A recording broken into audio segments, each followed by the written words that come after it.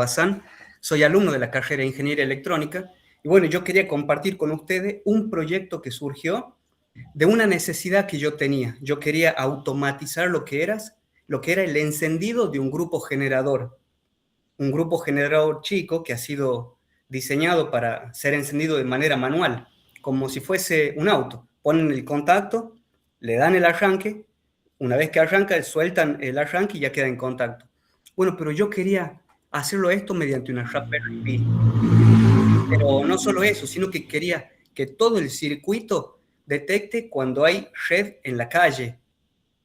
Si se corta la luz, que automáticamente me arranque el grupo generador y haga ingresar una compacta para que alimente mi domicilio.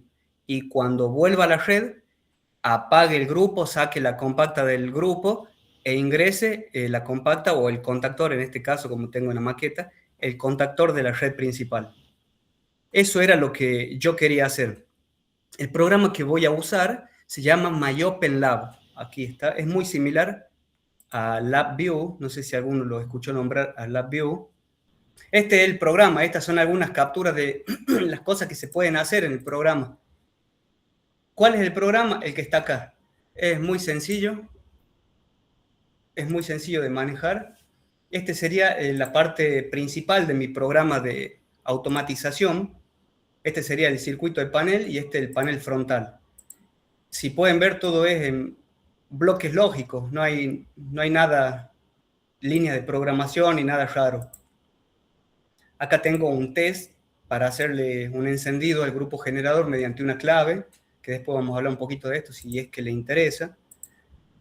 También tengo un nivel de combustible, porque aparte de que me automatice todo el sistema, quiero que me diga cuánto combustible tiene y también que me diga a qué temperatura está el grupo generador.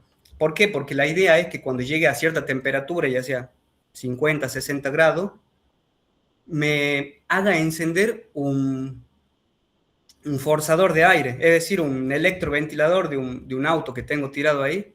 Yo soy de reusar todos los componentes de otras cosas, entonces eso quiero hacer, que me prenda este electro para bajarle la temperatura al grupo. Y la idea de esta tarde era que veamos cómo se hace para tomar la temperatura del grupo, con qué elemento lo vamos a hacer, hasta llegar a esta pantalla, a donde acá en un gráfico en tiempo real me muestre la temperatura. Entonces esa es la idea de esta tarde, pero también hablar un poquito acerca de otras cosas.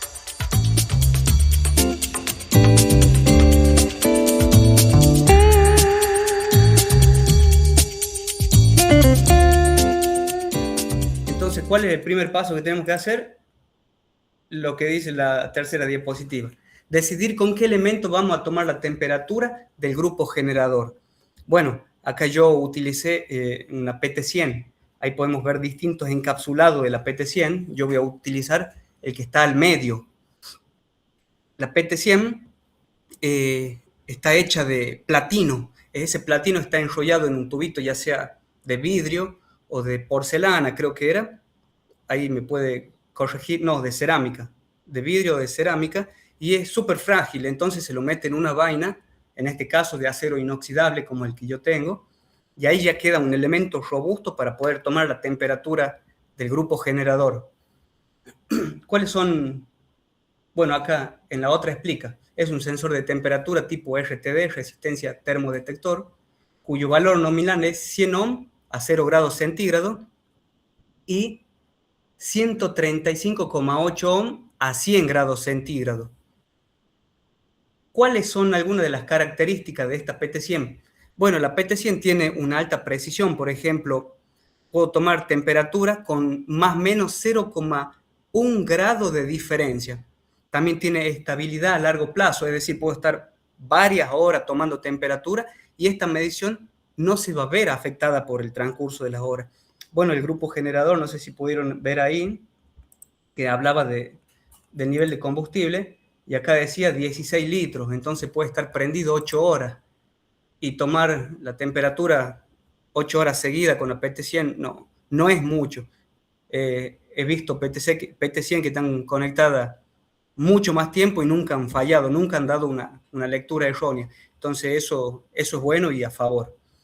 También que es resistente a la corrosión, al ser de platino y por afuera inoxidable, también aguanta lugares que sean bastante complicados, agresivos, ya sea salmuera, ácido acético, que lo vi utilizar en la aceitunera. Pero acá lo voy a tener pegado al grupo generador, lo único que va a tener de agresivo va a ser el calor. Y por eso no hay problema, porque mide desde menos 200 hasta 850 grados más o menos. Y algo muy importante es lo que dice la siguiente diapositiva.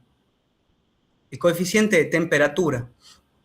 ¿Por qué es importante este valor y qué nos indica?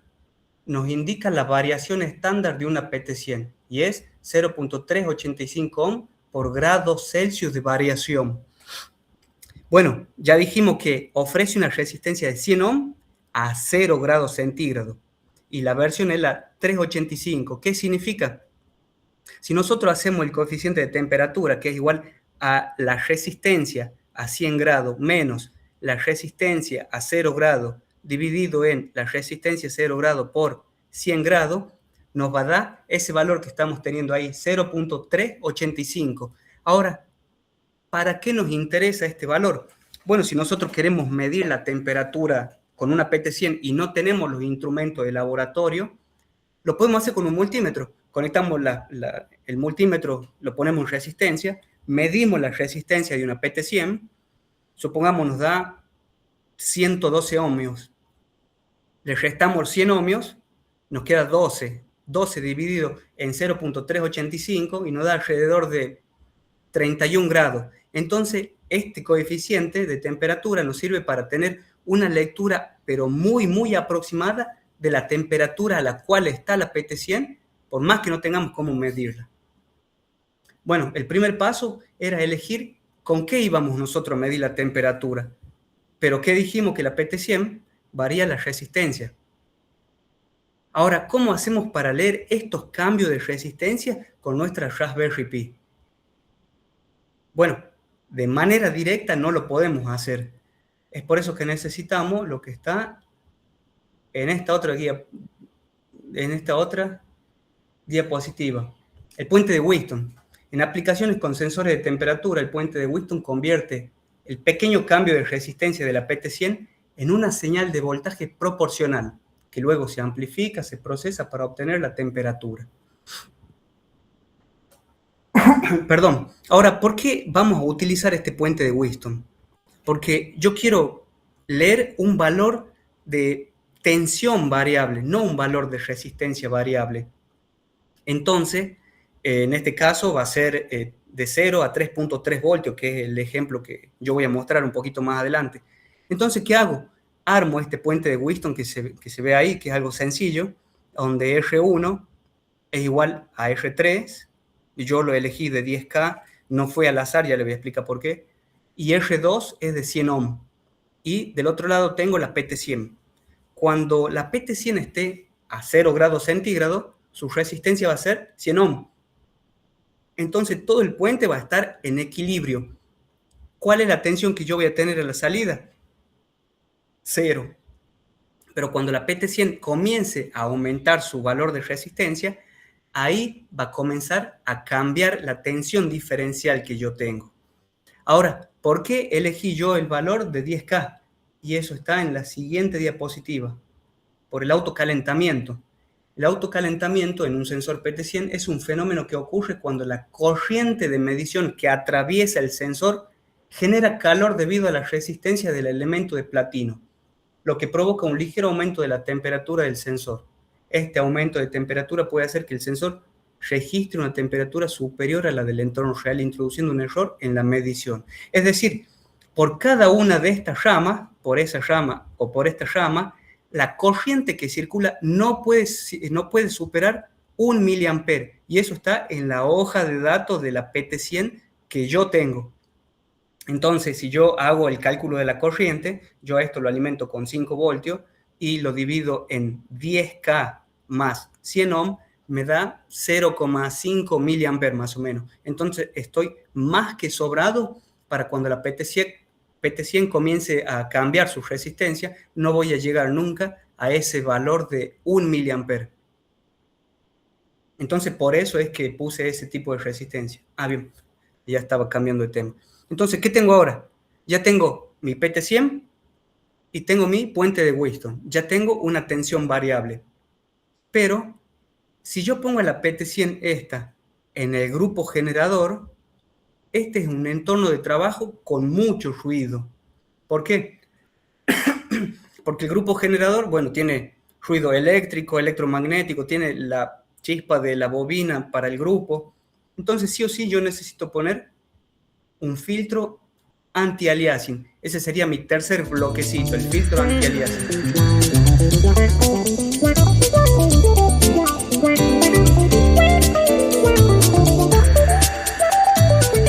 ¿Qué es lo que es?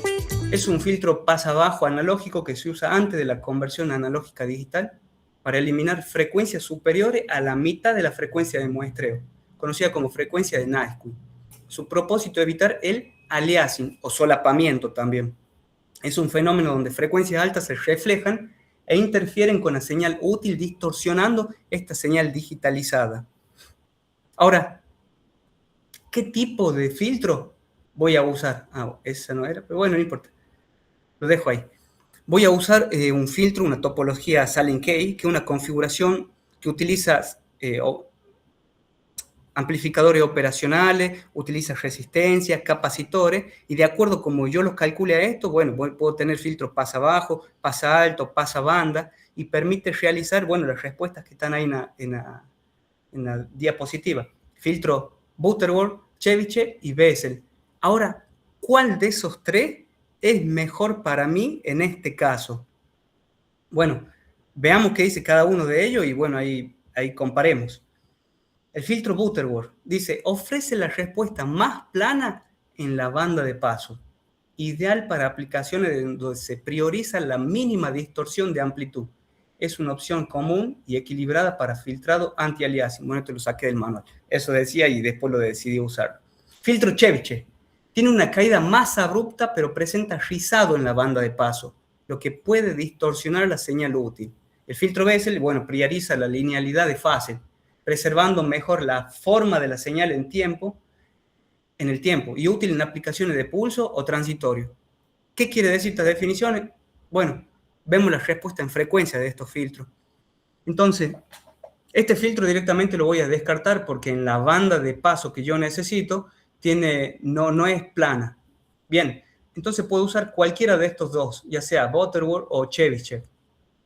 Supongamos que yo quiero usar el Chebyshev. En la banda de paso yo tengo estos rizos, estas oscilaciones, estas ondulaciones. Si mi temperatura cae justo ahí en esas ondulaciones, yo voy a tener una amplificación o una atenuación de mi temperatura real. Entonces este filtro, por más que sea abrupta este corte que hace, no me sirve porque no voy a tener una lectura precisa de mi temperatura. Entonces por eso me paso al filtro Butterworth. Y acá tenemos de primer orden, de segundo orden, y el otro dice, creo que dice cuarto orden, y bueno. Entonces yo decidí hacer este filtro Butterworth. En la siguiente diapositiva, ahí está el cálculo de este filtro. Bueno, ¿con qué frecuencia voy a hacer el muestreo? Bueno, el muestreo lo voy a hacer con 8 Hz. Entonces, por ende, la frecuencia de Naisky va a ser 4 Hz. Ahora, ¿de cuánto va a ser mi filtro pasa bajo? Recordemos que cualquier frecuencia que sea de 4 Hz para arriba va a generar el solapamiento. Supongamos que venga un ruido de 10 Hz. Si nosotros hacemos la fórmula, que no la puse ahí, pero si ponemos que la frecuencia del ruido menos n por la frecuencia de muestreo, 10 menos n1 por 8 nos va a dar un aliasing de 2 Hz. Entonces, si tenemos un ruido de 10 Hz, yo, ¿qué voy a tener? Un solapamiento de ese ruido en los 2 Hz. Entonces, yo no voy a saber si estoy teniendo una lectura real o si estoy teniendo ruido. Y como la sonda de temperatura es algo que cambia pero muy lento, en el orden de los varios segundos o hasta minutos, yo voy a hacer un filtro de 1 Hz. Y bueno, y con esto me evito todo lo que es el tema del solapamiento o del aliasing, porque frecuencias que sean de 4 para arriba van a generar aliasing. Al hacer filtro de 1 Hz, se acabó el problema. ¿Cómo lo hago? Bueno, acá tenemos el operacional, tenemos una resistencia, un capacitor y otra resistencia de realimentación. Esta es la misma que esta para que el offset sea 0. Bueno, la ecuación no es así, es frecuencia corte 1 sobre 2pi por R por C, solamente que ya está despejado el valor. Y con esto yo voy a calcular las resistencias que voy a usar.